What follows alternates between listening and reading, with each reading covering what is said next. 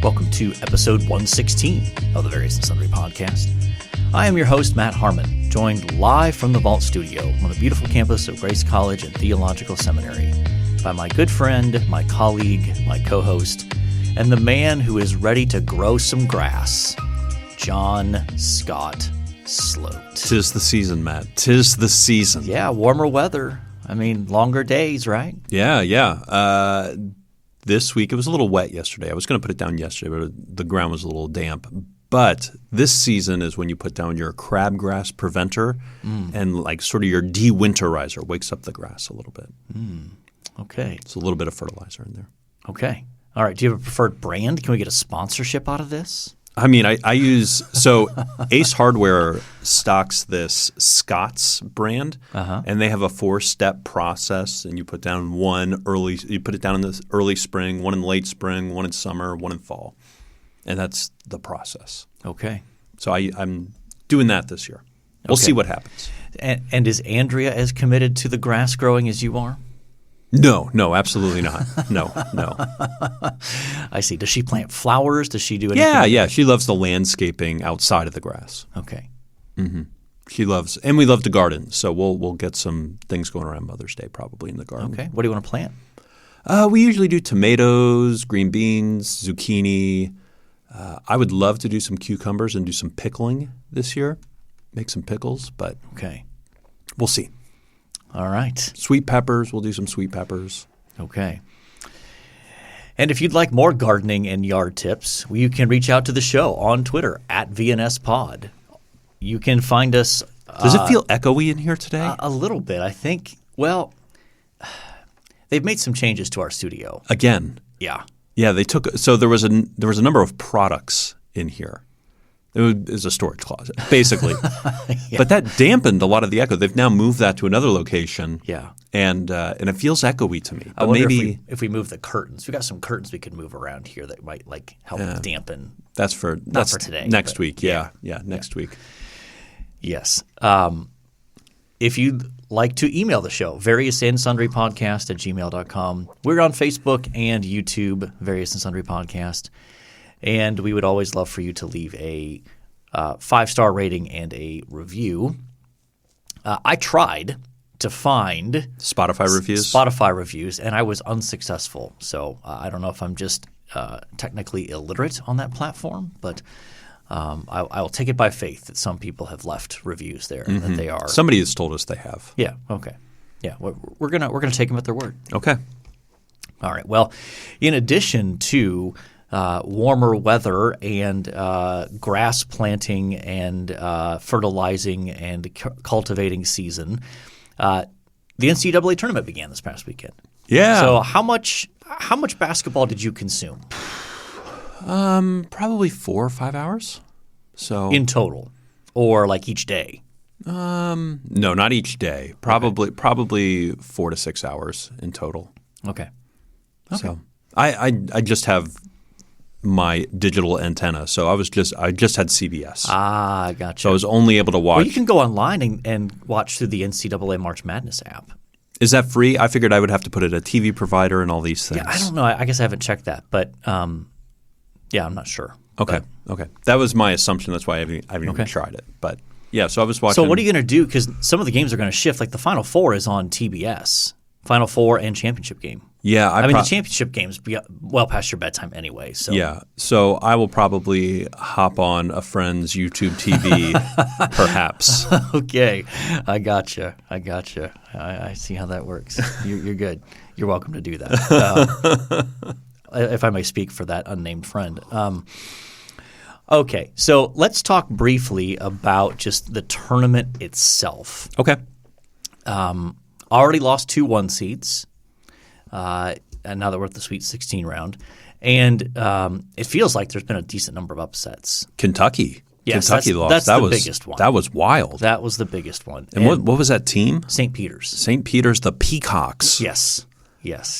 Did you also see the special on the guy who does all the graphics for anything you see on screen that isn't live television? Yeah. His nephew is on St. Peter's Peacocks. Yeah, and he's the kid with the curly hair and the bad mustache. And the bad mustache. It's a bad mustache. and they did a special on him, and that was a lot of fun. Yeah, I remember seeing that. Yeah. So, that was the biggest upset so far. I mean, it's not going to be top because it's 15 beating a 2. They won again. Yes, they're on to the Sweet 16. So, it's just it feels pretty crazy. Are they the biggest Cinderella thus far to make it? Oh, they're a 15, definitely. This year, yeah. I mean, last year I think Oral Roberts, who beat Ohio State, got to the Sweet 16 and then lost. And Ohio State did better than you expected. I mean, they beat Loyola. I picked against them just because my cynicism with this team had reached peak levels there. But and then they lost yesterday to Villanova, who quite frankly was better.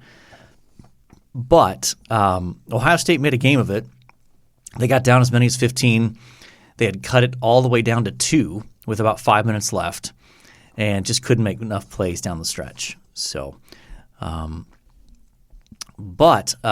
speaking of the Big Ten, they're terrible. They have these regular seasons where they got 9 teams in, and how many made it to the Sweet 16? Do you know? They got 9 teams in. I can think of one. They got 2. Okay, who's the other one? Michigan and Purdue. Okay. I had Michigan. Are through. But all the other Big Ten. Now, Indiana had to play in the play-in game, so they weren't expected to necessarily advance very far. But you had several teams that were good seeds: Iowa, Illinois, Wisconsin, all disappointments. Though Iowa kind of got hosed on some officiating in the late parts of their game, but they still should have won that game. I think here's another observation. It feels like to me, and I haven't looked at the stats for this, but it feels like many of the games are lower scoring than typical.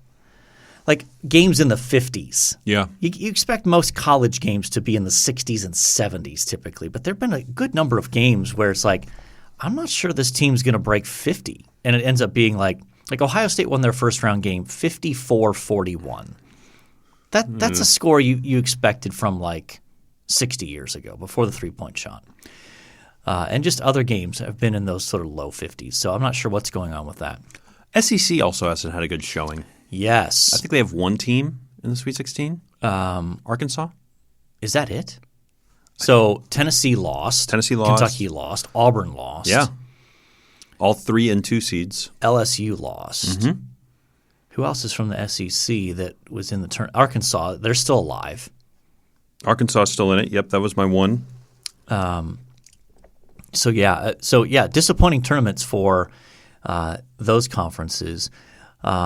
And the Big 12. I mean, the Big 12, they've got Kansas still going forward.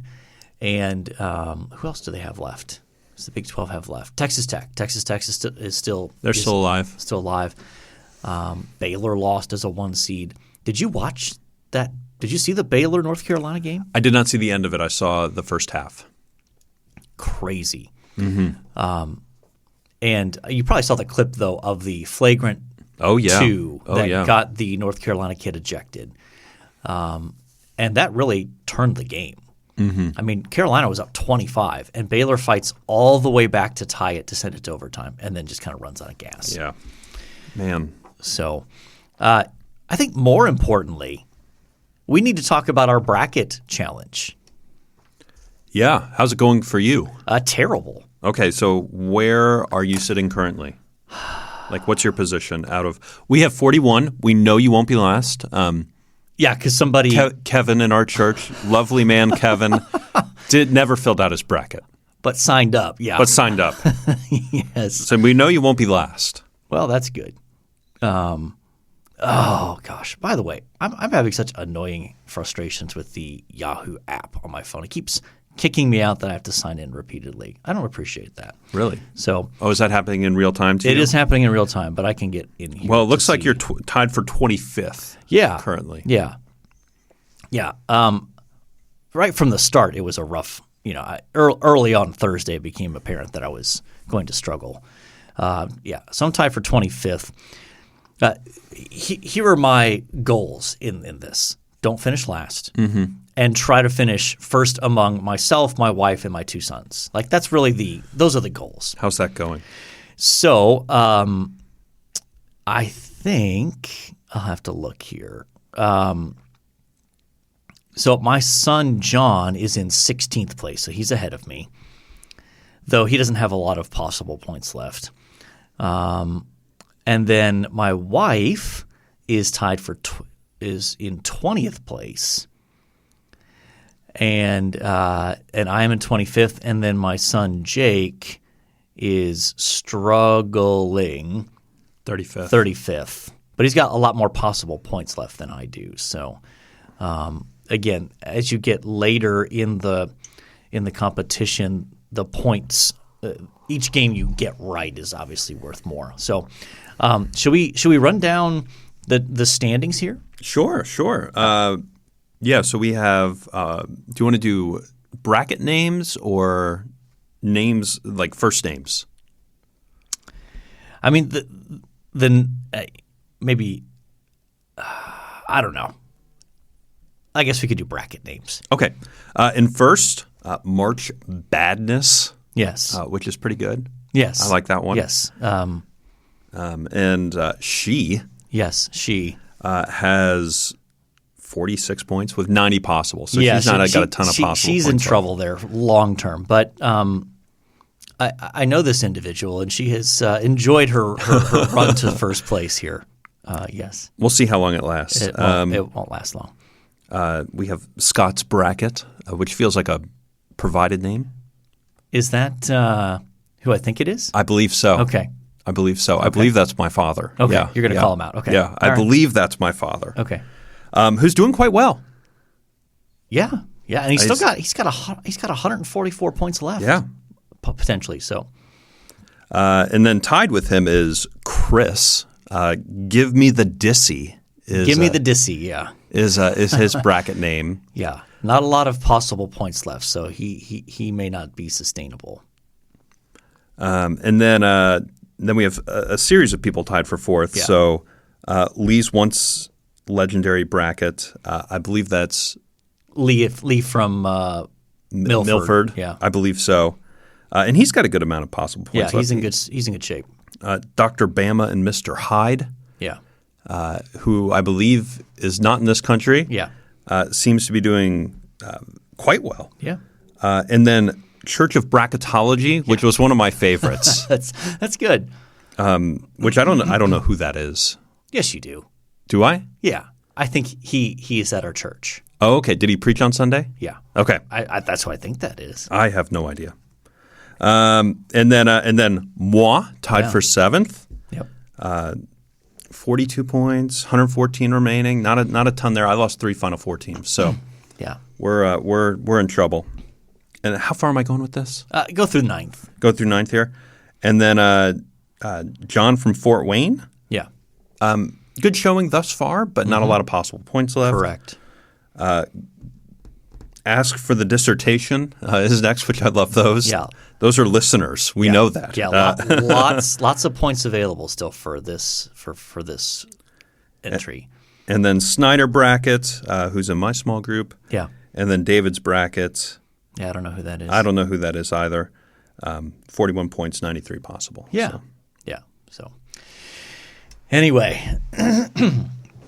So it should be fun to update the top 10 next week. So. Yeah, because when we record our next episode, we'll be down to the final four. Yeah. Yeah. So, yes. All right. So grateful that we've got 40 people participating in it. That makes it even more enjoyable. Any other big sport news over the weekend? Deshaun Watson went to Cleveland. Yes. In a wild trade. Yes. Yeah, I've seen some Browns fans less than thrilled about that. Not that they're fans of Baker Mayfield, but just uncomfortable, understandably so. I text with somebody the allegations against Deshaun Watson for his sexual misconduct. Yeah, 40 something. I mean, there's 20. There's a number of them. Yeah. There's multiple. And again, I don't know. I'm not in any way defending. It is interesting, though, that even with that, there's apparently not enough to charge him criminally. Yeah. Which that just confuses me. If there's this number of women, that it's hard for me to believe that there's not enough evidence to charge him criminally. But I don't know. Yeah. I'm not a lawyer. I am not either. And so I've heard some Baker Mayfield to Indianapolis chatter. Yeah. And I text some Indianapolis fans. They would not be excited about that. Yeah. If I were a Colts fan, I wouldn't either. Mm-hmm. I feel like he's very comparable to Carson Wentz. Yeah. He will make some plays that will make your jaw drop, but he will more often than not make the killer what were you thinking kind of mistake. So and then baseball spring training is ongoing. Yeah, games started. That's been fun. And we mentioned last week Grace advanced to the Sweet 16 of the NAIA National Tournament. They lost. They did. In the Sweet 16 to College of Idaho. Lost by 5. The potatoes. Yeah. They went 12 of 25 from the free throw line. Really? It's been an issue all year for them. It has. It's finally caught up to them. So in any case, speaking of things that have caught up to us, it's time for us to go on the record, John. What are we talking about today? Oh, what is goodness. Our main topic? Complementarianism. Yeah. Why are we talking about this, John? Well, I mean, there in part, we need content to talk about all the time. Always. Every week, when you get behind this mic every week, you got to have something worth saying. So that's in part. Yeah. The other part is this is having a moment. It's having it's a hot topic of conversation right now, and hopefully we want to shed more light than heat on this topic. But yeah, it's having a moment, and I think having a good definition, a good clarity, and getting on the record for you and I. Not that we're not on the record. We both have classes we talk about this in and engage students with, and absolutely, yeah. So I suppose that's why we're talking about this. Yeah, a couple reasons there. Yeah, the number one reason for anything we're talking about is always we need content. We need content. Yeah. Which I don't think we've struggled too much for content. We've hit some patches where I feel like we're struggling, but what we've learned is we can't rely on Sunday afternoon text exchanges to figure out what we're talking about the next day. We've got to do some more planning in advance, which we've gotten a little better at. We've gotten better, yeah. So the last year has been better. Yeah, I think so. Yeah. I think so. All right, so I agree with all those reasons you mentioned in terms of why we're talking about this. Here's sort of what we're going to do today. We're going to do this in 2 episodes. So today we're going to lay out the positive case for complementarianism. In other words, we're simply going to explain why we are convinced that this is a faithful representation of what Scripture teaches. Yep. We're not going to deal with objections. We're not going to talk about counter arguments. We're going to save all of that for next episode. So I want to give that caveat so that someone doesn't listen and go, well, you didn't even talk about any challenge. Like, we'll get there. Like, this is just the positive statement of here's what we think Scripture teaches and here's why we think it teaches that. So let me take a stab at giving a definition here. Okay. And this is sort of my own stab at it. It's similar to what I think you'll find other places. But complementarianism is the view that God created male and female to complement or correspond to each other in reflecting the character and purpose of God in the home, the church, and society. It holds that both male and female are created in the image of God and have an equal dignity and value before God, but have been given different roles within the home and the church. So there is our brief definition. Brief definition, for sure. Okay. Yeah. And maybe why is this controversial, Doc? Like what's sort of like the – I mean, and maybe it's obvious to our listeners, but maybe we should spell it out anyway. Like why is this problematic for many? Yes. So I think it's a combination of cultural direction, and that any perceived difference is automatically a statement about lack of equality, which I think that's a general sort of cultural trend, not just applicable to the issues of gender and sexuality, but ultimately a lot of issues in our culture. If you notice a difference, there is a reaction among some to say that must mean that there's inequality in some fashion. That there's a aggressive power dynamic or something along those lines. It's usually the verbiage that I think is used. Sure. So, Doc, where do we ground this from? We're both seminary trained. We both believe the Bible is a source of truth. Where do we pull this? Well, I mean, I think the most natural starting place is, in fact, is Genesis 1 and 2.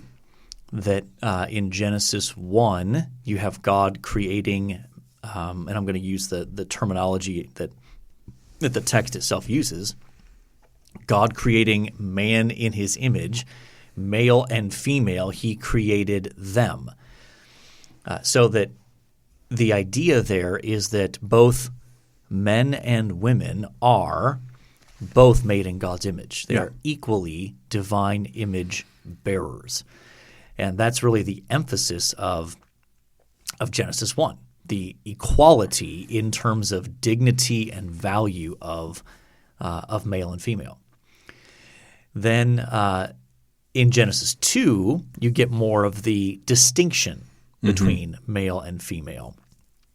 And I think even within that text, you see the foundations for essentially male leadership within the family and ultimately God's people as well.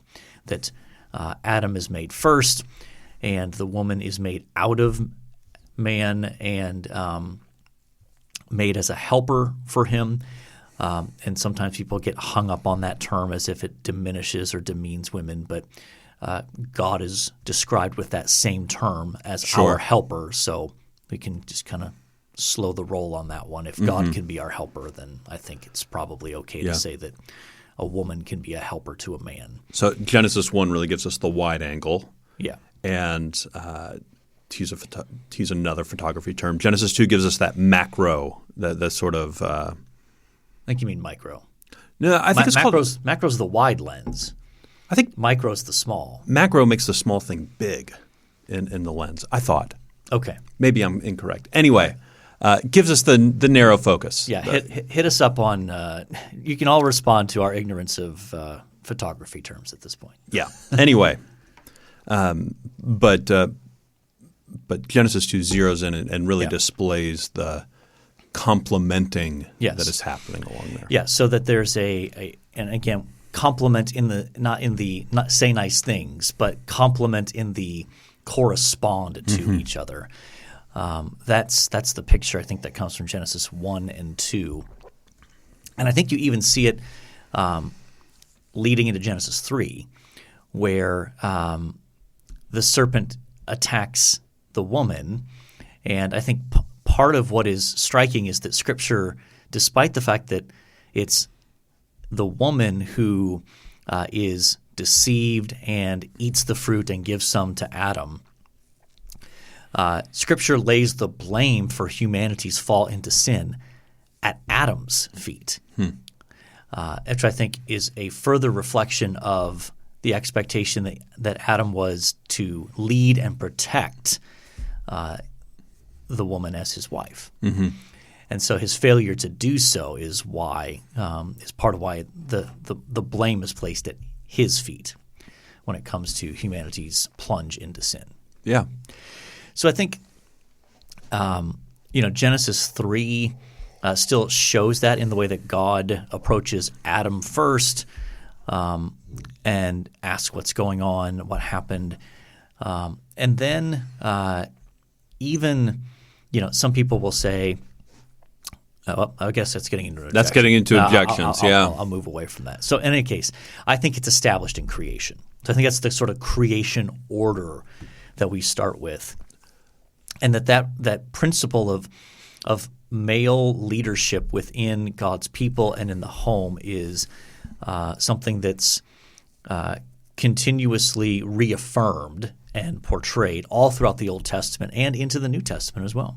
Yeah, and I think generally we see a pattern of male leadership throughout the history of the Old Testament. And I think what you said there was important, and I want to highlight it, that these are a pattern for God's people and for the home. Those seem to be the two domains that Scripture speaks sort of this language into. Yes.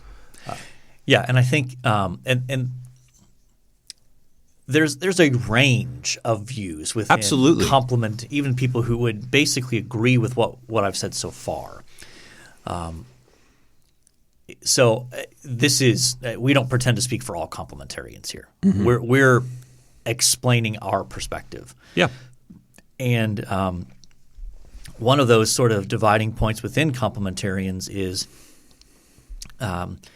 does that principle and priority of male leadership within the home and the church extend out into culture and society, especially now where the people of God are not a nation group, as it was in the Old Testament. So those spheres were automatically merged in the Old Testament. Yeah.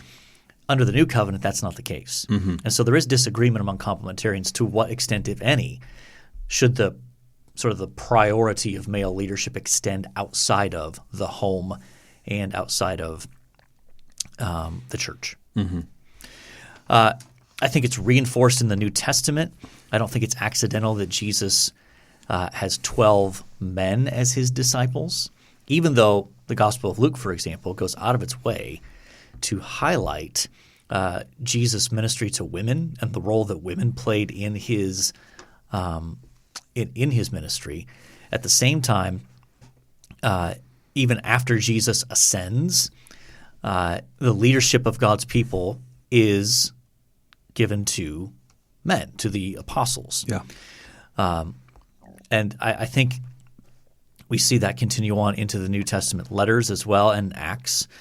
I think one of the key passages when it comes to within the home is Ephesians 5. Absolutely. And the idea of women being submissive to their husbands, husbands loving their wives as Christ loved the church, for the ultimate goal of displaying the relationship between Christ and the church. So that the picture of human marriage is supposed to be a reflection of Christ and the church. So I think that further speaks to the to the husband as the leader of the home. But it's qualified by you're supposed to love your wife like Christ loved the church. So there's still obviously a measure of authority there, but there's self-sacrificial love as the guiding principle. It's not a self-serving, sort of the stereotypical woman get me a beer kind of, mentality. But it's the how can I best love and care for and protect and serve this woman as well as kids in the home and that sort of thing. Yeah, it's really using Jesus as your model, Yeah. right, for how he served and loved the church. That's how you were to love your spouse and your family. It's supposed to be like, how can I self-sacrifice in a way to do this? And I almost went to an objection there, but pause. That's right. It's not easy to table those, but I think it'll be helpful. And then the other passage that we talk about for in this topic, and I think this is one of the more controversial ones we'll probably talk about again next week. Yeah, for sure. 1 Timothy 2, Yep. talking about the order of the church, Yeah. which Timothy goes and grounds that in creation of all things, where he speaks to that church order as being led mostly by men. Yes. Yeah. So in that context, Paul, I should probably read it just to get it precise here. Paul says in 1 Timothy 2, verse 12, I do not permit a woman to teach or to exercise authority over a man. Rather, she is to remain quiet. For, now here's your explanation, for Adam was formed first, then Eve. And Adam was not deceived, but the woman was deceived and became a transgressor. Yet she will be saved through childbearing, if they continue in faith and love and holiness with self-control. Now, there's a lot in that passage. There is a lot there. And I know we'll return to this next week when we talk about objections. But for now, I would simply point out that Paul prohibits a woman from teaching or exercising authority over a man in the church, and he grounds it in the created order, not in any specific circumstances happening at Ephesus. Yes, and this is the passage for me that causes me to be a complementarian. Like, I am outside of this passage, I think, mostly open to the idea. However, the fact that he grounds it in creation and not, well, women in this time can't read, therefore it needs to be men, or something like that. We're getting into objections again. Yeah. But this is the passage for me, and grounding it in creation. Mm-hmm. He's prohibiting something there. Yeah. And I think I probably wouldn't put as much weight on this text as you do, I think. Not that I think it's unimportant. I think it's a very important text. But I think that this is making explicit what is implicit at many other places in the scriptural witness.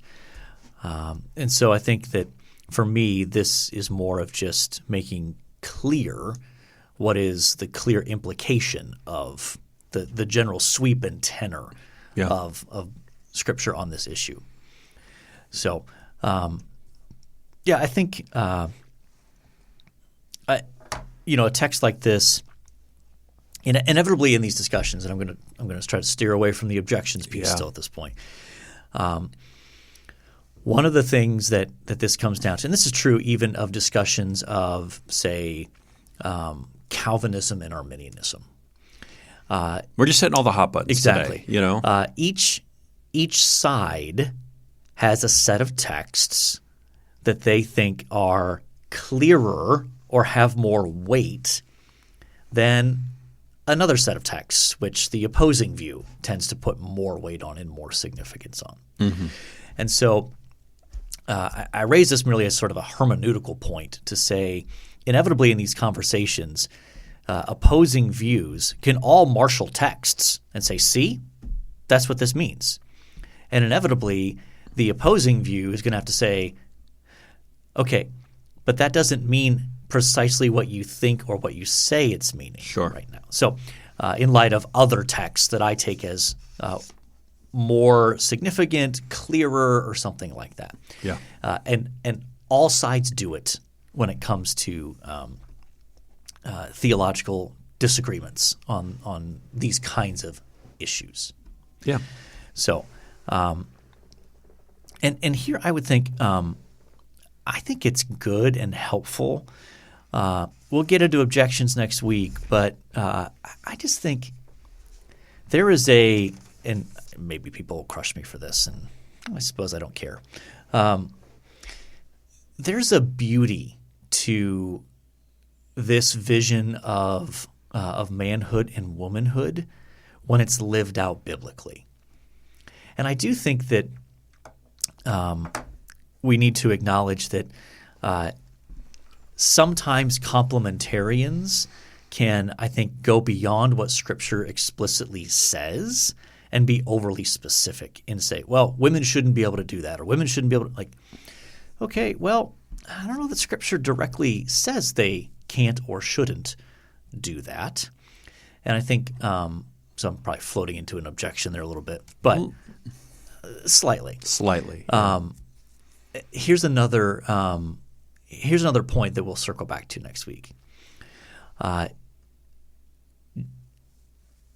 the mere existence of a person having gifts does not mean that they have the authority to exercise them in any and every way possible. Mm-hmm. That's setting the stage for next week. That is setting the stage for next week. You're wandering. That's a positive statement. That's a positive statement. So, in any case, but not all who wander are lost. Right? That's right. Yeah. That's right. Other thoughts on this issue of complementarian? Just trying to make the positive case for it. When it's done well, I think it's a beautiful picture of Christ in the church in the home. I think it's an absolute beautiful picture of God wiring people in different ways with different abilities and gifts and inclinations and interests, and bringing the two together to give a picture of the gospel to a world that needs it. Yeah, I would echo. I think everything you have said. I think, and maybe this is wandering into objections again, but abuses of something doesn't mean the core principles aren't right. Yes, correct. And I think that's the source of some objections. Mm-hmm. Yes. And so I again, we'll get there next week. But I think it's important to say, like, some of abuses of complementarianism, you and I would have problems with them. Yes. Right? We want to push back against abuses of it. Absolutely. So, absolutely. Yeah, that's what I'll say. Any resources you'd point us to there, Doc? Yeah, so we'll have these in the show notes, but we've got a couple of articles that I think they're quick reads, easy to digest here. One by Mary Cassian at the Gospel Coalition called Complementarianism for Dummies. Now, just a note, that was written in 2012. And so, some of the conversations have moved a little bit on this issue. So don't be surprised maybe if you go to that article and feel like, oh, but it doesn't talk about – yeah, okay, well, it was written 10 years ago, and some of those conversations have changed. And I imagine that's a play on the book series For Dummies, yeah, and not calling other people dumb, right? Correct. I'd imagine that, yeah. Crossway has a helpful article, 5 Myths About Complementarianism, which again is probably responding to the objections piece. There's an article on Christianity.com entitled What Are Complementarianism and Egalitarianism that I think is relatively good in terms of giving a summary of each of those perspectives. Yeah. And then when it comes to the kind of the definitive resource in some ways, it's a book by John Piper and Wayne Grudem called Recovering Biblical Manhood and Womanhood. That originally came out in maybe late 80s, early 90s. It's been, really? But they've released a revised edition in the last year or two. So updated and such. So that would be a place that deals with specific texts and larger theological issues and that kind of thing. It's not necessarily something you'd read straight through, but more of I wonder what they do with this text, or how do I understand this? So that'd be a good place to look. So next week we will come back and circle around to some of the objections to complementarianism. And if you have an objection, send it our way. We'd love to deal with that on pod. Yeah, and John promises to answer the question. So ready to move on? Yeah, let's do it. Okay. This day in sports history. March 22nd. In 1969, great year for sports. Yeah, you and your Miracle Mets. And don't forget the New York Jets won in 69. The 31st NCAA men's basketball championship, UCLA beat Purdue 92-72.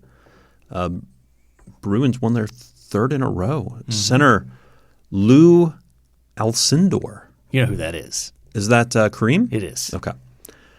Tournament most outstanding player for third consecutive year. Yeah. In 89, Pete Rozelle announces retirement as NFL commissioner after 29 years.